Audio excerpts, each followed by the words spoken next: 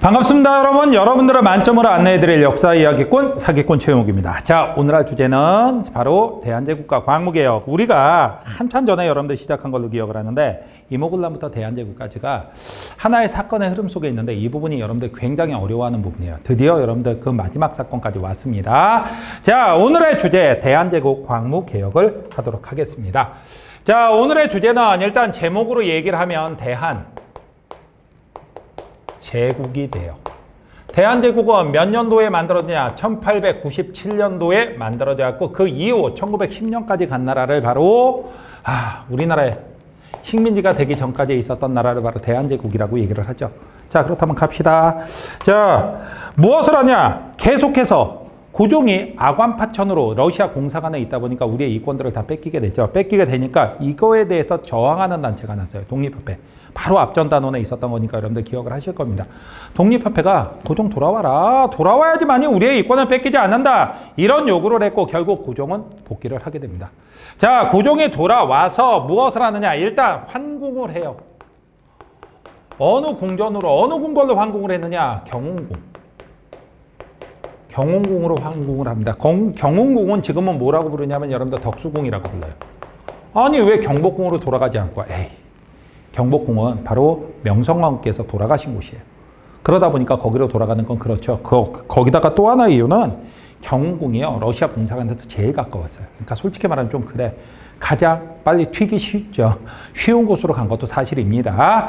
자, 그리고 나서 얘기를 합니다. 생각을 해보니까 주변에서 많이 요구들을 합니다. 무엇을 요구하느냐? 생각해보니 청나라도 황제다. 일본도 옛날부터 천황이라고 부르면서 지네가 황제라고 우겼다. 러시아도 황제 국가다. 영국도 황제 국가다. 그러다 보니까 우리도 황제 국가가 되지 않으면 어떻게 된다? 우리가 국제사회에서 밀릴 수가 있다. 그래갖고 우리도 황제라고 하자라고 얘기를 하게 돼요. 주변에서 이렇게 욕을 하니까 자, 고종도 이제 황제 자리에 오르겠다라는 생각을 하게 되죠. 여러분들 여기서 말하는 제국이란 말은 황제가 다스리는 나라란 뜻이 돼요. 왕이 다스리는 나라는 왕국입니다. 알겠죠? 그래서 무엇을 하느냐? 환구단이라고도 하고 원구단이라고도 하는데 환구단을 만들고 그 다음에 환궁이라는 걸 만들면서 여기서 즉위식을 가져요.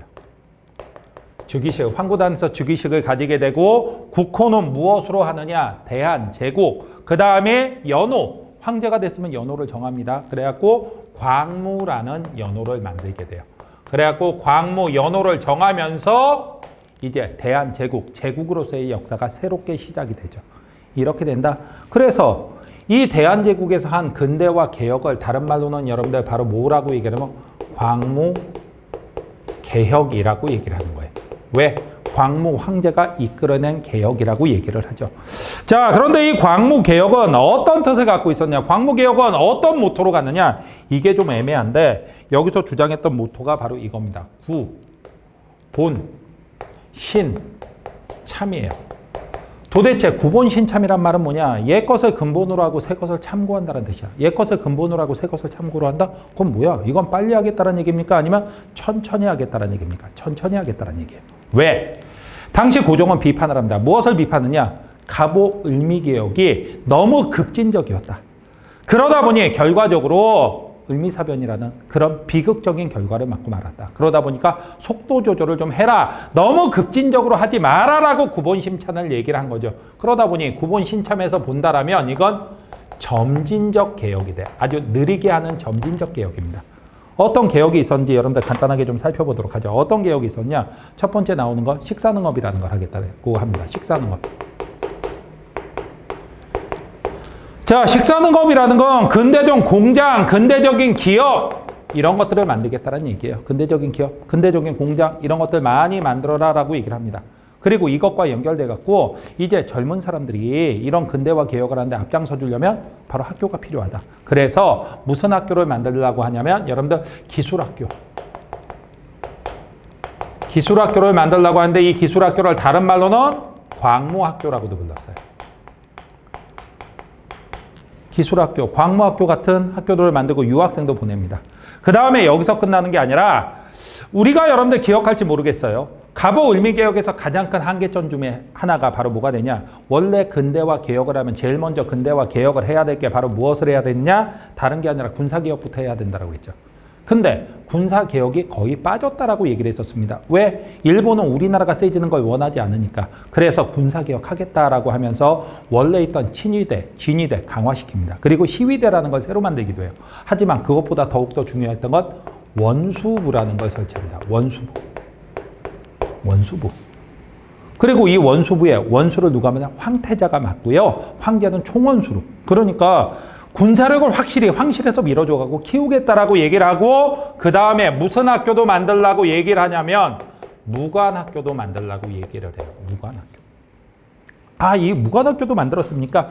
혹시 여러분들이 기억할지 모르겠어요. 나 어렸을 때 했던 드라마를 아마 못 봤을 거예요. 미스터 션샤인이라고. 그때 고종이 누구예요? 유진초이를 딱 불러서 이병헌 배우죠. 불러갖고 얘기를 합니다. 뭐라고? 그대에게 무관학교를 맡기겠다. 그래갖고 무관학교에서 제자들이 이렇게 훈련시키는 장면이 있어요. 그게 바로 이 광무개혁 때 만들어진 무관학교예요. 이런 것들을 만든다. 그 다음에 또 하나는 무엇을 했냐면 지계라는 걸 만들어요. 지계는 도대체 무엇이냐? 이거는 여러분들 토지 조사를 하고 토지의 소유권을 인정해 주는 근대적인 토지 소유권을 인정해 주겠다라고 얘기를 하는 겁니다. 이걸 만들기 위해서 여러분들 양재하문 또 양재하문 외에도 또 하나 무엇을 만드냐면 여러분들 지계하문이라는 걸 만들어서 근대적 토지 소유권을 처음으로 인정시켜 주려고 했던 게 바로 이 양재하문 지계하문이 만든 지계입니다. 안타깝게도 끝까지 다 하지 못했지만 이거는 토지 조사입니다. 전국에 있는 땅들을 측량해서 누가 갖고 있는지 소유권을 확실하게 인식하겠다라는 걸 만든 게 바로 이 지계가 돼요. 그래갖고 여러분들 다른 거 필요 없고 이 지계라는 단어가 나오면 그냥 생각할 것도 없이 무조건 광무개혁으로 가야 돼요. 지계라는 단어가 나오면 무조건 광무개혁으로 가야 됩니다. 그리고 나중에 독도와 간도에서 얘기를 할 건데 간도관리사도 여기서 파견을 해요. 그리고 독도랑 관련돼 갖고도 여러분들 대한제국 칙령 제41호라는 걸 발표합니다. 그건 독도와 간도에서 여러분들 얘기를 할 거예요. 그런데 여기서 갑자기 무엇을 하느냐? 자, 네 번째. 이게 바로 뭐가 되냐면 대한국 국제라는 걸 발표해요. 대한국 국제라는 걸 발표하는데 대한국 국제는 1899년. 이게 연도는 조금 좀 애매한 게 있어서 여러분들 일단 99년이라고 써드리고 얘기를 할 겁니다. 대한국 국제 거기 나온 것들 여러분들 교재에 나온 것들 보면 제1조 대한국은 세계 만국이 공인한 자주독립 제국이다. 이런 말 나와 있습니다. 그 다음에 제2조 대한국의 정체는 만세불변의 전제정체이다. 제3조 대한제는 무한한 군권을 누린다. 제6조 대한국 대왕제는 제9조 대한국 대왕제는 젠장. 황제 새끼가 다 하겠다는 얘기는. 자, 그러다 보니까 간단합니다. 대한국 국제는 여러분들 무엇을 강화하는 거? 황제권을 강화하는 거예요. 황제권을 강화하는 거예요. 황제권을 강화한다라고 말하면 여러분들 좀 질문 좀 합시다. 앞으로 가는 겁니까? 아니면 뒤로 가는 겁니까? 오히려 옛날로 돌아가는 거죠. 그러다 보니까 바로 무엇이냐? 황제권을 강화한다라는 얘기는 오히려 이거 복고적인 개혁이에요. 이런 마음, 그러니까 황제권을 강화하고자 하는 마음이 있었는데 하필이면 그 당시에 여러분들 무엇이 있었냐? 대한제국이 있었어요. 아니, 대한제국이 아니라 독립협회가 있었어요. 여러분들 독립협회 기억할지 모르겠습니다. 자, 독립협회는 무엇을 얘기하고 있었느냐? 독립협회 1898년도는 여러분들 무엇을 열었을 때? 만민공동회, 관민공동회를 열었을 때입니다. 여러분들 관민공동회 바로 앞에서 얘기했었으니까 여러분들 기억나죠? 무엇을 요구하고 있느냐? 입헌. 군주정을 얘기를 하고 있어요. 입헌 군주정이 되면 왕권은 강화시키는 겁니까? 약화시키는 겁니까? 약화시키는 거죠. 그런데 솔직히 말해서 고종황제는 황제권을 더욱더 강화시키고 싶어요. 지가 여전히 독재를 하고 싶어. 그렇는데 이쪽에서는 입헌군주정을 딱 들고 나오죠. 이렇게 되자 보수파 관료들이 몰려와서 고종황제를 꼬시기 시작합니다. 우리 고종황제가 아주 유명한 팔랑귀예요. 유명한 팔랑귀. 뭘 얘기하느냐? 여러분들 다른 거 아닙니다. 지금 저 독립협회 놈들이 하는 얘기는 입헌군주정을 하자라는 얘기가 아닙니다. 솔직히 입헌군주정도 말도 안 되는 건데 원래 저놈들의 속뜻은 공화정을 하자라는 것입니다. 공화정이 되면 폐하 어떻게 되는지 알죠? 이거 되는 거야. 폐하 쫓겨나는 거야. 이러고 꼬시는 거예요. 가뜩이나 여러분들 고종은 되도록이면 모든 권력은 내가 갖고 있는 게 훨씬 더 좋을 것 같은데 이 생각으로 하고 있는 고종한테 이런 말을 하니까 결국 이 대한제국에선 누구를 보냈냐? 이거 깨라고 보내게 되죠. 그래갖고 누구를 보내느냐? 다른 게 아니라 바로 보부상들로 만들어진 황국협회라는 조직을 보내요. 황국협회는 왜 이들을 깨는데 앞장을 섰느냐? 독립협회를 부셔버리는데 앞장을 서는 데는 이유가 있었습니다. 간단하죠, 여러분들. 황국협회는 누구로 구성되어 있냐면 보부상들로 구성되어 있는데 이 보부상들은 서재필 같은 갑신정변 주역 급진개화파 출신들을 싫어해요. 왜 싫어하냐면 왜 싫어하지? 여러분들 갑신정변 때 워낙 오래전에 한 거라서 이러고 그리고 오래전도 아닙니다. 자, 얼마 전에 한 건데 갑신정변에 이런 내용이 있어요. 해상공국을 혁파한다는 내용이 있어요. 잠깐, 해상공국이라는 건 보부상을 지원해 주는 기구. 그걸 혁파한다라 그러면 뭐가 되는 겁니까? 보부상에 대한 지원을 더 이상 해주겠다, 안 해주겠다, 안 해주겠다. 보부상들은 굉장히 열받아 있었던 거야. 갑신정변 주도 세력한테. 그리고 보부상들이 되게 뒤끝이 길어요. 갑신정변 끝나고 난 14년 뒤에 고종이 대한제국 쪽에서 얘기가 옵니다. 야, 너희들 독립협회 부실래? 서재필하고 옛날부터 안 좋았다며. 네, 가서 독립협회랑 싸워버리고 결국 고종은 한마디 하죠. 둘 다 사라져. 해갖고 둘 다 해산시켜버립니다. 결과적으로 대한제국 정부는 독립협회를 해산시킨 거예요. 이게 바로 대한제국의 결정적인 한계가 됩니다. 왜 결정적인 한계가 됐느냐? 여러분들 다른 거 아니야. 생각을 해봅시다. 대한제국이 근대화 개혁을 하려면 셋 중에 한 가지는 있어야 돼. 첫 번째, 시간이 있어야 돼. 근데 시간이 없습니다. 왜 시간이 없느냐?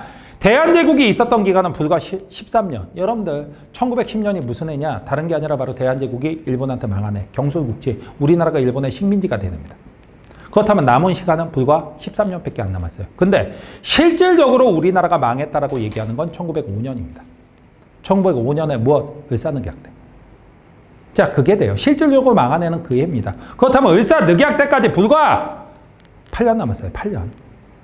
근데 어떤 개혁을 하겠다? 점진적 개혁을 하겠다? 이게 시간이 안 맞죠. 그 다음에 두 번째는, 자, 시간이 없습니다. 시간이 없으면 두 번째는 성공할 수 있는 방법, 시간은 안 되니까 다른 나라의 간섭이 없어야 됩니다. 다른 나라의 간섭이 없어야 됩니다. 다른 나라의 간섭이 없냐? 전혀 그렇지가 않다는 얘기예요. 왜? 갑신정변 끝나고 나니, 자, 가보을미개혁 청일전쟁 끝나고 나서 시모노세키 조약 맺어졌지만 시모노세키 조약에서 레아우통반도를 일본이 가져가는 거를 삼국 간섭으로 러시아가 막았던 거 여러분들 기억하시죠? 그러다 보니까 이 청일전쟁 이후부터는 일본과 러시아가 팽팽하게 싸우고 갈등을 벌였던 시기예요. 그 조그만 틈, 둘이서 막 싸우다 보니까 약간의 틈이 생겼어. 그 틈을 이용해갖고 대한제국이 광무개혁을 한 건 사실입니다. 하지만 이 말은 결과적으로 거기서 틈이 생기긴 했지만 결국 일본의 간섭도 러시아의 간섭도 뺄 수 없는 상황이 됐다는 얘기예요. 그러니까 공간이 좁을 수밖에 없죠. 그러기 때문에 어떻게 되느냐. 자, 이 광무개혁은 다른 나라의 간섭을 또 많이 받아요. 일본의 눈치도 봐야 되고 러시아의 눈치도 봐야 되는 상황이야. 그러니까 자주적으로 할 수 없어요. 그렇다면 시간도 없고 그 다음에 다른 나라의 간섭도 많다. 그렇다면 성공할 수 있는 방법은 뭐가 있는데? 민중의 지지가 있으면 돼. 백성들이 지지하면 어떤 것들이 막아도 결과적으로 뚫고 나갈 수 있는데 젠장. 이때 백성의 지지를 받는 조직이 바로 뭐였습니까? 독립협회였죠. 근데 그 독립협회를 어떻게 해버렸다? 깨버렸다. 그 독립협회 깨버렸으니까 바로 뭐가 되겠습니까? 더 이상 민중의 지지도 날아간 거죠. 민중의 지지도 날아갔으니 솔직히 말하면 광무개혁은 성공할 가능성이 없죠. 결국 이제 죽음을 향해서 나라의 멸망을 향해서 조금씩 나갈 수밖에 없는 상황이었던 거예요. 이게 바로 어쨌든 광무개혁의 내용이다. 여러분들 기억을 해두시고요. 자, 어떤 문제가 출제가 됐었는지 한번 보도록 하겠습니다. 자, 다음 법을 반포한 정부의 정책으로 옳지 않은 것은 해갖고 나왔습니다. 제1조 대한제국은 세계 만국이 공인한 자주독립 제국이다. 제2조 대한제국의 정체는 만세불변의 전제정치이다. 자, 제3조 대한국 대왕제는 무한한 공권을 누린다. 아우, 이거 보나마나 뭐가 되겠습니까? 대한제국이 되겠죠. 대한제국이 되는데 여러분들 한번 봅시다. 자, 대한국 국제예요. 1899년에 독립협회 해산시키고 나서 바로 발표한 겁니다. 자, 독립협회를 강제로 해산시킨 거 맞습니다. 근대적인 시설과 공장들, 근대적인 공장 만들려고 식산응업 정책이라는 거 한 거 맞아요. 국민의 자유민권을 확립하고자 했다. 에이. 국민들의 자유민권은 독립협회가 하려고 했고 그 독립협회를 해산시킨 게 바로 대한제국이죠. 그러다 보니까 3번은 틀렸어요. 양전사업을 실시하여 지게를 발급했다. 맞고 원수부를 설치하고 무관학교를 설립하였다. 맞습니다. 그래서 혼자 틀린 거 몇 번? 3번이 혼자 틀렸어요. 자, 그 다음 문제가 됩니다. 가라가 발표된 순서대로 옳게 나열한 것은 여러분들 한번 봅시다. 대한국 대항제는 무한한 군주권을 누린다. 대한국 대항제는 무한한 군권을 누린다. 이렇게 돼 있습니다. 어휴, 이거는 보나마나 뭐가 되겠습니까? 대한국 대항제 나왔으니까 이거는 대한국 국제가 돼요. 대한제국에서 발표한 거. 대한국 국제는 몇 년도가 됐냐? 1899년이 되죠. 문벌을 폐지하여 인민평등권을 제정하고 능력에 따라 관리를 임명하였다. 자, 대신과 참차는 의정부에 모여서 정령을 의결하고 반포한다라고 되어 있는데 여러분들 인민평등권이란 단어가 나왔어요. 그렇다면 이거는 무엇이 되냐? 갑신정변이 됩니다. 갑신정변이라면 몇 년도? 1884년이 되겠죠. 오래돼갖고 잊어버리시면 안 돼요. 이거 순서 문제 자주 나오니까. 노비문서는 불태워버린다. 토지는 평균으로 나누어 경작한다. 노비문서는 소각한다. 토지는 토지의 평균 문작. 이거는 동학 농민 운동이 되겠네. 동학 농민 운동이라면 몇 년도? 1894년이 되죠. 그 다음에 공사 노비제도를 혁파한다. 정부 사무는 의정부, 왕실 사무는 국내부에서 관장한다. 왕실 사무와 그 다음에 국정사무를 분리한다가 될 것이고 그 다음에 노비제도를 혁파한다란 말이 나왔으니까 1차 가보개혁에서 나온 말이에요. 1차 가보개혁에서 나왔다면 이건 1894년이지만 동학농민보다 조금 뒤쪽이죠. 그렇다면 제일 먼저는 당연히 갑신정변 나가 제일 먼저죠. 그 다음이 이거 다라 중에서 어느 가가 돼야 되겠죠. 왜? 자, 다가 동학농민운동이 먼저, 그 다음이 가보개혁이 그 다음에 여러분들 대한국 국제 이렇게 돼야 되죠. 그래서 답은 3번입니다. 이렇게 이모군란부터 대한제국까지 가는 과정에서 여러분들 마무리 짓는 문제로서 이걸 통합하는 결과가 나오면 돼요. 아시겠어요? 자, 이번 시간 무엇까지? 대한제국까지 살펴봤습니다. 여러분들 고생하셨고 다음 강좌에서 뵙도록 하죠.